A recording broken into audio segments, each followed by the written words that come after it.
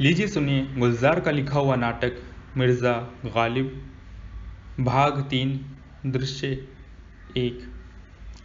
पत्थर का छापा खाना अंग्रेज़ों की बदौलत हिंदुस्तान में आ गया। पहले इन किताबों को हाथ से लिखने वाले कातिब थे। मुग़लों के ज़माने में किताबत ने आर्ट की सूरत अख्तियार कर ली थी।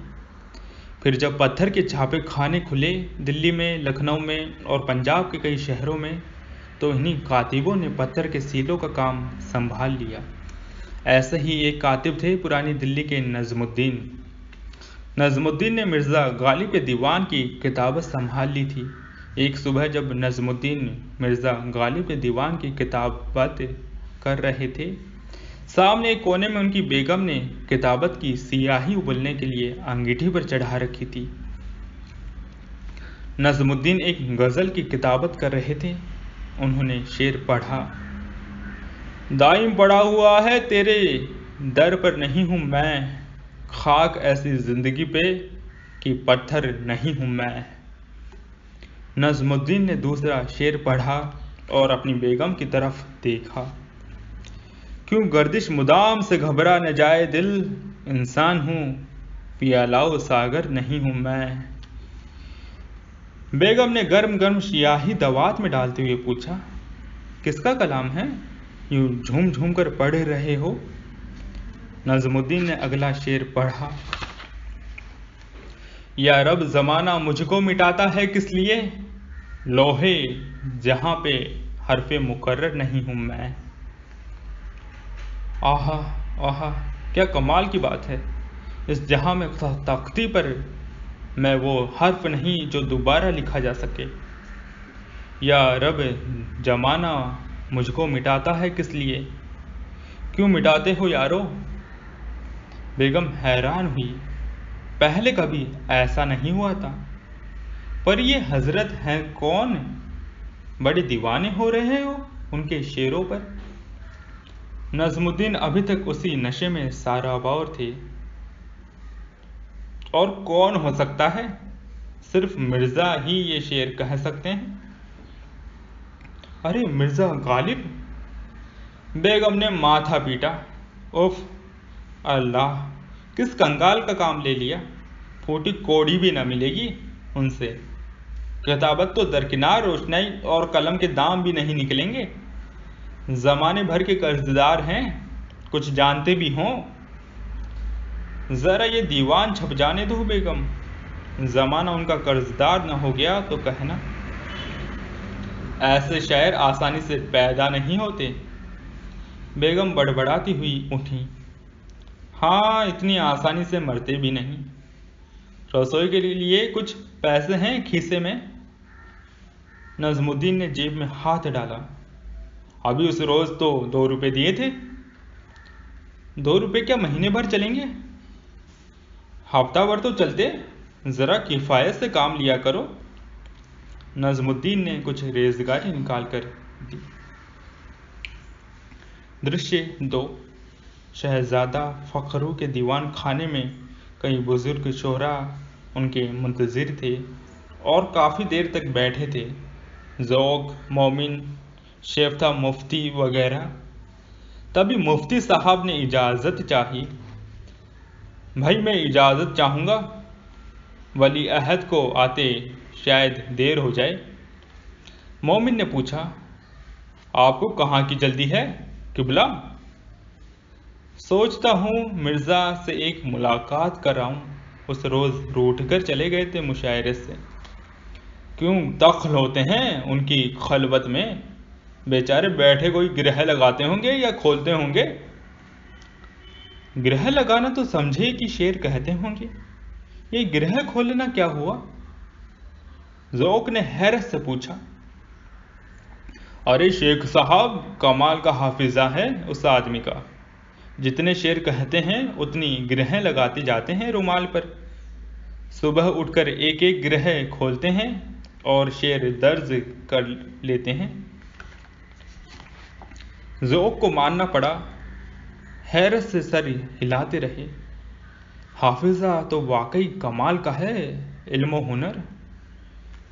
मुफ्ती साहब उठे और सबकी आदाब बजा लाए। इजाज़त चाहता हूँ। मुफ्ती साहब के जाने के बाद जोक ने साथियों से पूछा, कोई दीवान छपा हुआ है मिर्ज़ा का अभी या नहीं? दृश्य 3। मुफ्ती सदरुद्दीन किले से निकलकर मिर्ज़ा के घर पहुँचे। सोचा था इस वक्त घर पर ही मिलेंगे। कोड़ी पासा तीसरे पहर चलता है। इस वक्त ज़रूर कुछ पढ़ लिख रहे होंगे। यही मौका है उन्हें समझाने का, दुनियादारी सिखाने का। पहुँचे तो नज़ारा ही अलग था। आजा आजा आजा आ। मिर्ज़ा हाथ में दूध की लबालब कटोरी लिए चल रहे थे। अजी ये शौक कहाँ से पा लिया मिर्ज़ा बिल्लियों का? अजी शौक किस नामुराद को था मुफ्ती साहब, वे तो बंसीधर हमारे यार हैं जो आए थे आगरा से। कहा था कुम्हड़ा ककड़ी मत लाना, वे बिल्ली उठा लाए। बिल्लियाँ बहुत अजीज हैं उन्हें। मिर्ज़ा ने दूध की कटोरी बिल्ली के बच्चे के सामने रख दी। बिल्ली दूध पर टूट पड़ी। मिर्ज़ा बड़ी ममता से उसे देखते रहे, लेकिन बात मुफ्ती साहब से किए जा रहे थे। बंसीधर की, बिल्ली के बच्चों की कहने लगे। 6 बच्चे दिए थे उनकी बिल्ली ने। जो बच्चा सबसे खुश रंग था वो मेरे लिए अठा लाए।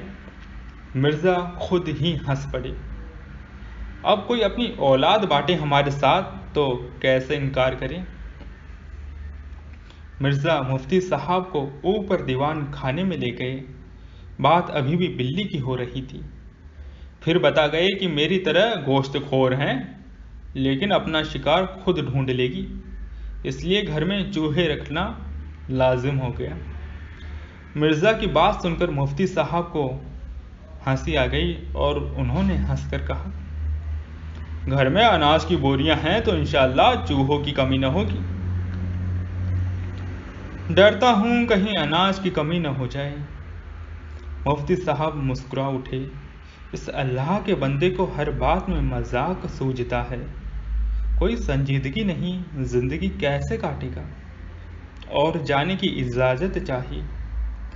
अच्छा मिर्ज़ा इजाज़त दो, चलता हूँ। मिर्ज़ा उन्हें नीचे छोड़ने चले। फिर तशरीफ़ लाइएगा। दोनों सीढ़ियाँ उतरने लगे। मुफ्ती साहब जो बात कहने आए थे वो तो हुई नहीं। फिर भी सीढ़ियाँ उतरते हुए पूछा, अरे भाई मिर्ज़ा, वो आपके दीवान का क्या हुआ जो बंसीधर लखनऊ ले जाने वाले थे? छपने के लिए लेकर गए थे ना? जब छपे तब छपे मिर्ज़ा, कोई जल्दी न थी। उन्होंने जो हकीकत थी वो बयान की। कोई 2 महीने से कातिब के यहाँ पड़ा है, बस आजकल में पूरा हो जाए तो वे आगरा ले जाएंगे। ये जिम्मा उनका। सीढ़ियाँ उतरकर दालान पार किया और बाहर आ गए। खुदा हाफिज, फी अमान अल्लाह। मुफ्ती साहब निकले तो पुलिंदा बगल में लिए नजमुद्दीन दिखाई पड़ा। मिर्ज़ा रुके और बड़ी गर्मजोशी से खातिब की आओ भगत की। बड़ी लंबी उम्र है तुम्हारी मियाँ, बस अभी अभी जिक्र हुआ था मुफ्ती साहब से। नजमुद्दीन ने मसवदा पेश किया। आपका दीवान मुकम्मिल कर लाया हूँ हुजूर। मिर्ज़ा ने दीवान रसीद किया और थड़े पर रख दिया। नजमुद्दीन अभी भी मिर्ज़ा के अशार में रंग में डूबा हुआ था। नजमुद्दीन ने कहा, हुजूर, मुझे नाचीज़ की हैसियत ही क्या कि राय देने की ज़रूरत करूं, मगर आप बड़े बहुत सुखनवर हैं। एक एक शेर कुज़े में दरिया बंद किए हुए हैं।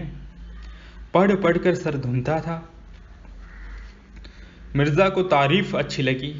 मिर्ज़ा ने मुट्ठी भर सिक्के जेब से निकालकर नजमुद्दीन के हाथ पर उंडेल दिए। तुम्हें दीवान लिखने के लिए कहा था नजमुद्दीन, पढ़ने के लिए नहीं। ये रही तुम्हारे लिखने की उजरत मजदूरी। फिर बड़ी संजीदगी से कहा, और पढ़ने की तुम दोगे? नजमुद्दीन ने उजरत लेने से इनकार किया। मैं किस काबिल हूँ जनाब, लेकिन ये रहने दीजिए। ना भाई, पढ़ने की उजरत तो तुमने दाद से अदा कर दी। मुझे भी अपना फर्ज अदा कर लेने दो। मिर्ज़ा ने सिक्के नज़मुद्दीन को ज़बरदस्ती थमाए। नज़मुद्दीन को रकम कुछ ज़्यादा लगी। ये बहुत ज़्यादा है मिर्ज़ा, मियाँ थोड़े खर्च कर दो, कम हो जाएंगे। आदाब कहकर नज़मुद्दीन ने रुखसत ली। मिर्ज़ा ने मसवदा उठाया और अंदर चले गए। दृश्य 4। इधर किताबत हुई और छपवाने के लिए बंसीधर को भेज दी गई। मिर्ज़ा के सर में दर्द था। कल्लू मियाँ को आवाज़ दी, कल्लू मियाँ ज़रा बाम की डिबिया तो ला दे, सर कुछ भारी है। कल्लू मियाँ मुस्कुरा दिए, मुबारक हो हुजूर। सर भारी होने की मुबारक दे रहे हो? इधर आपका सर भारी हो रहा है, उधर बेगम साहिबा के पांव भारी है। उन्होंने फिर कल्लू मियाँ की तरफ देखा। कल्लू मियाँ की आंखों में चमक थी। मुझे तो वफादार ने बताया, खबर तो सही थी, घर में सभी को मालूम है। वफादार को, कल्लू को, एक मैं ही हूँ जिससे राज रखा गया। बेगम ने अभी तक आपसे राज रखा हुआ था। जेब से तमाम रेजगारी निकाली और कल्लू के हाथों में डाल दी। तुम्हारा इनाम है कल्लू, खुशखबरी के लिए। कल्लू ने इनाम के पैसे अपने गमछे में बांध लिए और सीधा रसोई घर की तरफ चल पड़ा। मिर्ज़ा अपना सरदर्द भूल गए।